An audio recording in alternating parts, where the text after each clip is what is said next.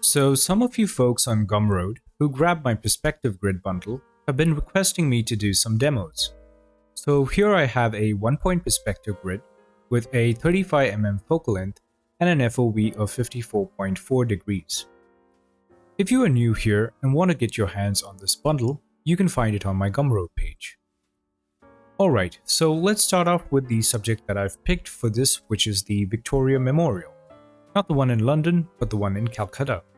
I'm obviously using photo reference for this. However, the perspective in the picture differs from the perspective I'll be drawing it in. So it's very important for me to measure things out early on so that I can have a successful block out to build the final drawing upon. I'm sketching with a blue color, which is a habit I picked up in animation school. I will use an ink brush at the end for the final line work. The program I'm drawing in is called Krita, and all the techniques employed here are exactly how you draw the stuff with traditional media. The only difference here is that the digital tools expedite the process quite a bit. Since the design of the building is symmetrical, I'll be using the mirror tool here to make life easier. You'll also notice another thing during this process, and it's that I don't use any line tool here to assist me with drawing straight lines. This is the reason why you will see me redraw lines till it feels about right. It's a personal preference as I like the look of hand-drawn perspective. To me, it has more character and is more lively to look at. Perspective drawings made with rulers look a bit stale to my eyes. You can use whatever is at your disposal to help you draw straight lines. I've already done a 2-point perspective video featuring a Game Boy. If you haven't seen that, be sure to check it out after this one. If you have any requests, do let me know in the comments below, and with that, enjoy the rest of this process video.